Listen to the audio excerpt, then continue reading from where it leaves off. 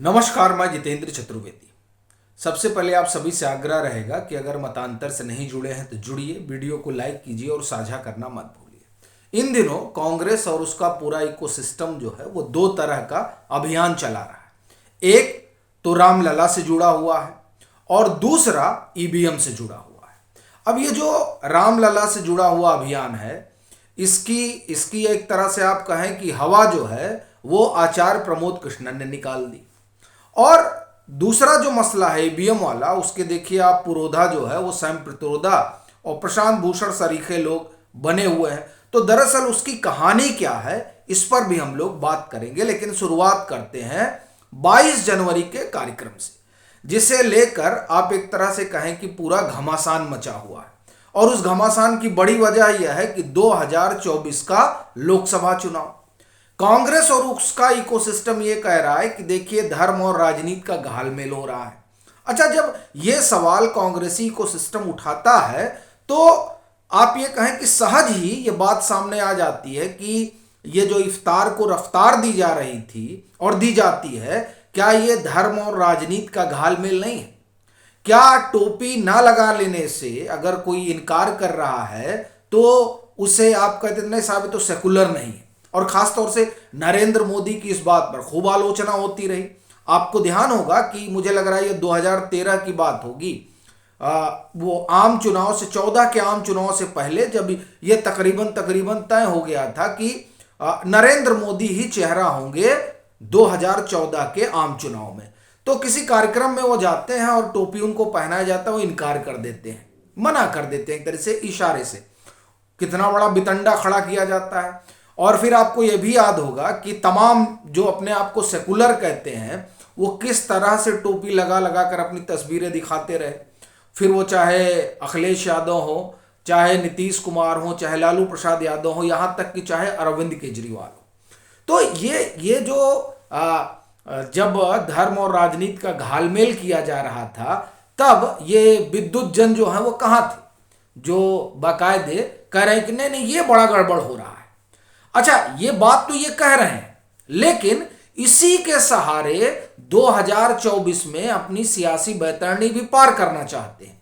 कैसे, उसी पर हम लोग बात करते हैं। देखिए कि ज्योतिष पीठ के जो शंकराचार्य हैं उनसे बात करने कौन पहुंच गया? करण थापर पहुंच गए।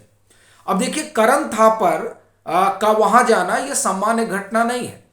ये इस बात की ओर संकेत करता है कि किस तरह से कांग्रेसी को सिस्टम एक्टिव हो गया है, इस बात को जस्टिफाई करने के लिए कि साहब कांग्रेस अगर नहीं जा रही है 22 जनवरी को तो उसमें कोई दिक्कत नहीं है। क्यों? क्योंकि देखिए शंकराचार्य कह रहे हैं कि ये तो शास्त्र सम्मत नहीं हो रहा है। कहा जा रहा है कि साहब मुहूर्त ठीक नहीं है। और जब कोई चीज शास्त्र सम्मत हो ही नहीं रहा है, मुहूर्त ठीक है ही नहीं है, तो जब आप देखिए कि जो सनातन धर्म के जिनको गार्जियन कहा जाता है, संरक्षक कहा जाता है, अगर वो शंकराचार्य ऐतराज कर रहे हैं तो इसलिए हम भी नहीं जा रहे, हम भी नहीं जाएंगे।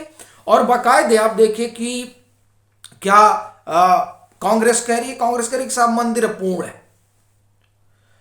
और जब जब ये तमाम चीजें वो कह रहे हैं और करण थापर सरीखे लोग इस तरह के नैरेटिव को आगे बढ़ा रहे हैं, और आप देखिए ज्योतिष पीठ के जो शंकराचार्य हैं उनके यहाँ तो तांता लगा हुआ इस समय, क्योंकि वो तो बता रहे हैं कि साहब कैसे कैसे जो है ये जो धर्म शास्त्र सम्मत है वो नहीं हो रहा है।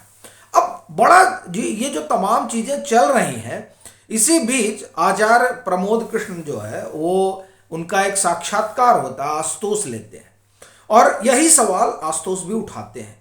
अब इस पर आचार्य प्रमोद कृष्ण ने जो बोला है ना, वो दरअसल बताता है कि वो असल में धर्मशास्त्र के कितने मर्मज्ञ हैं। अब मैं ये क्यों कह रहा हूं, देखिए उन्होंने कहा कि आप मानते हैं कि राम कण कण में है, एक बात। दूसरी बात, आप कह रहे हैं कि मुहूर्त नहीं देखा गया, मुहूर्त ठीक नहीं है। भाई राम से मुहूर्त है, ये कहा ही जाता है ना कि मुहूर्त से राम। ये सबसे बड़ा सवाल है। और ये जो बात उन्होंने उठाई तो वो दरअसल उन तमाम लोगों को जो एक तरह से आप कहें कि अभियान चला रहे हैं उनके लिए किसी सदमे से कम नहीं है।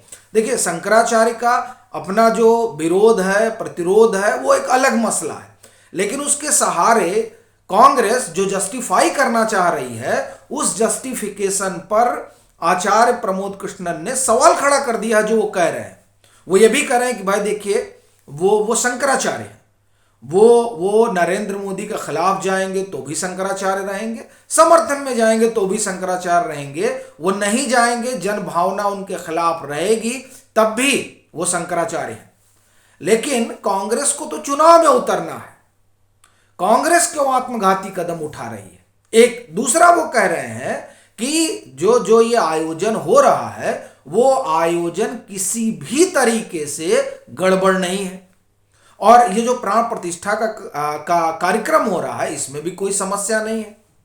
अब देखिए, और कांग्रेस ने तो बाकायदे चिट्ठा जारी कर दिया था, और वो तो कह रहे थे कि साहब ये जो है मंदिर अपूर्ण है, इसलिए हम जाएंगे ही नहीं, हम इसलिए इनकार कर रहे हैं। और इधर आचार्य प्रमोद कृष्णन कह रहे हैं कि नहीं, तो कोई हर्ज नहीं है, सब बहुत ठीक है। एक बात, दूसरी बात तो कह रहे हैं चलिए ठीक है, शंकराचार्य को आपत्ति है, आप क्यों नहीं जा रहे हैं? और फिर वो एक सवाल और उठाते हैं कि आप कह रहे हैं हम जाएंगे नहीं, और 15 जनवरी को जो उत्तर प्रदेश कांग्रेस है, उसके अगुआ, उसके प्रभारी सब लोग चले जाते हैं सरयू में डुबकी लगाने। तो ये जो विरोधाभास है, ये विरोधाभास दरअसल कांग्रेस को रसातल में ले जा रहा है। अच्छा, कांग्रेस को रसातल में ले जाने में ये जो इकोसिस्टम है, इसकी बड़ी भूमिका है। आप देखिए कि क्या दिलचस्प बात है कि एक तरफ प्रमोद कृष्णन का इंटरव्यू होता है, और दूसरी तरफ ज्योतिषपीठ के जो शंकराचार्य हैं उनका भी हो रहा है। अच्छा, उनका तो बहुतायत हो रहा है, क्योंकि एक नैरेटिव गढ़ने वाला भी मसला है। इसमें एक और जो बड़ी रोचक चीज है, वो दरअसल जानना समझना बड़ा जरूरी है। राहुल गांधी कहाँ है? राहुल गांधी तो भारत जोड़ो न्याय यात्रा निकाले हैं।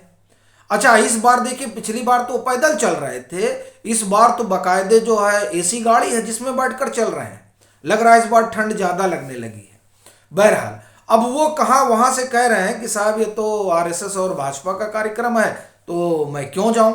ये बात तो आप ठीक कह रहे हैं, यही भाजपा और आरएसएस चाह भी रही थी कि आप इस बात को मुहरबंद कर दें कि दरअसल ये जो रामलला का मंदिर बनकर खड़ा हो रहा है, जो 22 तारीख को कार्यक्रम है, वो दरअसल भाजपा और आरएसएस की वजह से ही हो रहा है। यही भाजपा स्थापित कराना चाहती है। और राहुल गांधी अब किसके प्रभाव में बोल रहे हैं, वो राहुल गांधी जाने और उनकी टीम जाने, लेकिन वो जो कह रहे हैं उससे ये बात तो, और आप एक तरह से कहें कि स्थापित हो रही है। और ये किसी भी तरीके से कांग्रेस के लिहाज से तो ठीक नहीं कहा जा सकता, अगर कांग्रेस चाहती कि 2024 में कुछ किया जाए। हालांकि ये तो गुड़ गोबर वो कर ही लिए हैं, ये तमाम चीजें बोलकर। और सबसे बड़ी चीज ये है कि आचार्य प्रमोद कृष्णन ने 3-4 शब्दों में, मैं कहूं कि 3-4 जो उन्होंने उद्धरण दिए, मतलब कारण बताया, उससे स्पष्ट हो गया कि ये जो इकोसिस्टम का हवा बयार ये लोग चला रहे हैं, उसका कुछ होने जाने वाला है नहीं। और ये जो कांग्रेस का सेकुलर एजेंडा है, उसी सेकुलर एजेंडे में कांग्रेस निपट जाने वाली है। दूसरी चीज, जो ये ईवीएम वाला किस्सा, ये जानना बड़ा जरूरी है। देखिए, अभी क्या है कि झंडा उठा लिया है सम प्रतोदा ने, और उसको आगे बढ़ा रहे हैं प्रशांत भूषण। अगर आपको ध्यान हो तो 2019, ये फरवरी की बात है मुझे लग रहा है, उस समय कपिल सिब्बल कांग्रेस में हुआ करते थे। तब ईवीएम हैकिंग का जो झंडा है वो कपिल सिब्बल ने उठाया था, और कपिल सिब्बल तब लंदन गए थे, और लंदन से उन्होंने ये बताया कि देखिए किस तरह से ईवीएम हैक होता है। और ये इस पूरे हैकिंग कार्यक्रम का जो डेमो देना था, उस डेमो का आयोजन आशीष रे हैं उन्होंने कराया। तो बड़े पत्रकार हैं, आजकल वो अभियान चला रहे हैं, वो जो अगस्ता वेस्टलैंड में लाइजनर रहा क्रिश्चियन मिशेल, उसके लिए अभियान चला रहे हैं कि वो बाहर क्यों नहीं निकल रहा है, उसको क्यों नहीं बाहर निकाला जा रहा है, और जो ब्रिटेन है वो क्यों हाथ पर हाथ धरे बैठा है। आप देखिए कि क्या रोचक है ये। ईवीएम पर 2019 में भ्रम फैलाया गया, अभी भी फैलाया जा रहा है। पिछली बार भ्रम फैलाने वाले भी वही लोग थे, इस बार भी वही लोग हैं, बस उसमें कपिल सिब्बल कम हुए हैं। दूसरी चीज आप देखिए कि जिस क्रिश्चियन मिशेल को अगस्ता वेस्टलैंड में बतौर बिचौलिया यहां धरा गया है, वो पिछले 5 साल से हैं, उनके लिए दर्द किसको हो रहा है? आशीष रे को हो रहा है। वो आशीष रे जिनका सीधा संबंध कांग्रेस से दिखाई देता है, क्योंकि इन्होंने ही 2019 में जो है ऑर्गेनाइज कराया था ईवीएम हैकिंग का डेमो। और रोचक बात यह है कि द वायर में इन्होंने लंबा चौड़ा लेख लिखा है, मुझे लग रहा है तकरीबन 15-20 दिन हुआ होगा, इसी बात को लेकर कि अगस्ता वेस्टलैंड में क्रिश्चियन मिशेल को जो हिरासत में लिया गया उसको अभी तक छोड़ा क्यों नहीं गया है। अब देखिए कि जो हथियार के दलाल हैं उनसे क्या संबंध है, ये भी बड़ा अपने आप में प्रश्न है। और देखिए कि उनके लिए बैटिंग कहां हो रही है? द वायर में। तो क्या द वायर का भी इस तरह के जो रक्षा के सौदागर हैं उनसे लेना देना है? ये भी अपने आप में एक बड़ा सवाल है। और सबसे बड़ी चीज ये है कि देखिए दो नैरेटिव गढ़े जा रहे हैं। एक, ये 22 के कार्यक्रम में क्यों नहीं जा रहे हैं, और दूसरा ईवीएम।